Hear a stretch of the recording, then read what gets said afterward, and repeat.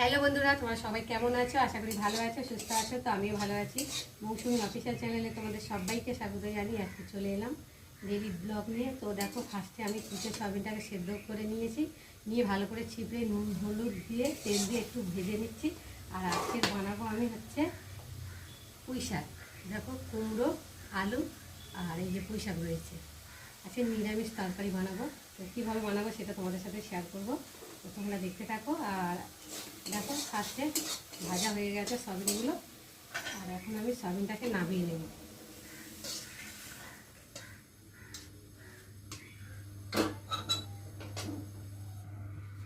কড়াতে তেল দেব।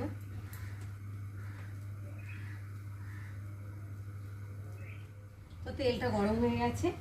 আর এখন আমি দিয়ে দেবো ওর মধ্যে পাঁচফোড়ন।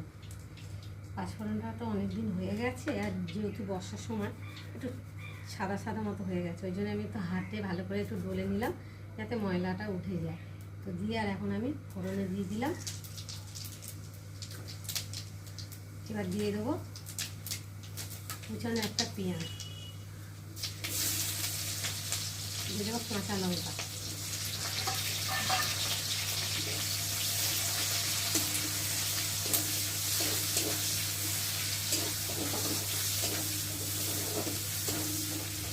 পেঁয়াজটা একটু ভাজা ভাজা হয়ে এসেছে। এবার দিয়ে দেবো কেটে রাখা কুমড়ো আর আলুগুলো।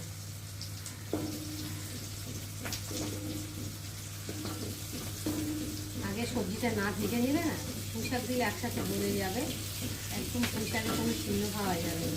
ওই জন্যে পুঁই শাকটা পরে দেবো।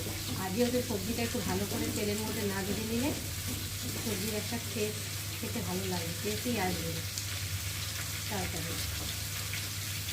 পুঁই শাকটা পরে দেবো, কষানো হয়ে আসবে, ভাজা ভাজা মতো মশলা টশলা দিয়ে তারপর পুঁই শাকটা দেবো। একটু ভালো করে নেড়ে দেবেন।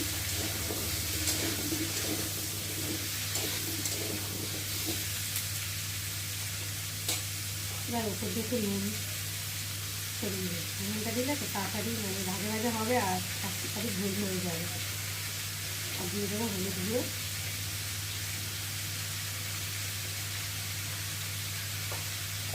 দিয়ে এবার ঢাকা দিয়ে দেবো। তো দেখো, নুন হলুদ দিয়ে আর ঢাকা দিয়ে রেখে দিয়েছি। আর এখন আমি একটু নেড়ে দেবো। তো দেখো, সবজিটা অনেকটাই ভাজা ভাজা হয়ে এসেছে।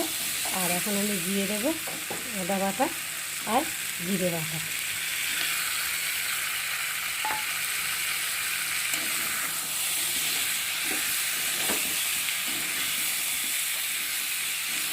এবার দিয়ে দেবো ভেজে রাখা সয়াবিনগুলো।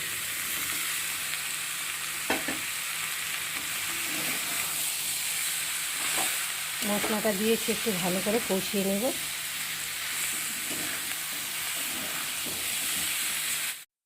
তো মশলা দিয়ে ভালোভাবে একটু কষিয়ে নিয়েছি, দেখতে পাচ্ছি কষানো হয়ে এসছে।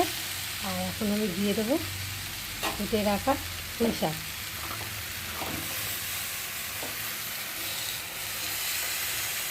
পুঁই শাকটা দিয়ে আর একটু ঢাকা দিয়ে দেবো। তো ঢাকা দিয়ে দিয়েছিলাম। তো দেখো, ঢাকাটাকে খুলে নিয়েছি। আর দেখো পুঁই শাকটা কতটাই কমে গেছে। আমি ঢাকা দিয়ে দিয়ে, পুঁই শাকটা এমনি কমে যায়, যে কোনো শাক ঢাকা দিয়ে দিয়ে করলে কমে যায়। আর যখন মানে দিচ্ছি তখন মনে হয় যেন এক কড়া নাড়া যাচ্ছিল না। দেখো, একটু ভালো করে কষিয়ে নিয়েছি। আর এখন আমি একটু অল্প করে জল দেবো, যেহেতু ডাঁটা আছে, ডাঁটাটা একটু সেদ্ধ না হলে না ভালো লাগবে না। অল্প করে জল দিয়ে একটু ভালো করে নেড়ে দেবো।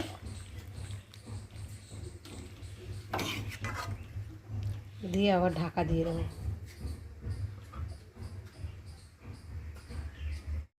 বন্ধুরা, আমার পুঁই শাক চচ্চড়ি হয়ে এসেছে। আর নামাবার আগে আমি একটু স্বাদ মতো চিনি দেবো। চিনি দিলে তো স্বাদ হয়, খেতেও ভালো লাগে। যেহেতু পুঁই শাকে একটু চিনি দিতেই হয়, যে কোনো নিরামিষ তরকারি, তাই না বলো বন্ধুরা? তোমরা কারা কারা এরকম চিনি খেতে ভালোবাসো তরকারি দিয়ে, মানে তরকারির সাথে? অবশ্য কিন্তু কমেন্টে জানিও। আবার অনেকে আছে পছন্দ করে না, তাই না বলো? দিয়ে আর এখন আমি ভালো করে নেড়ে নেবো।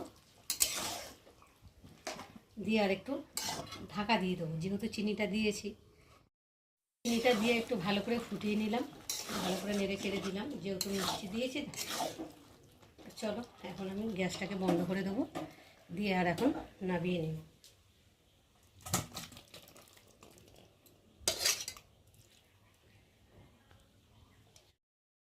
তো দেখো বন্ধুরা, পুঁই শাকের চচ্চড়ি দিয়ে মেয়েকে খেতে দিয়েছে, এখন মেয়ে খেয়ে বলবে কেমন হয়েছে বল।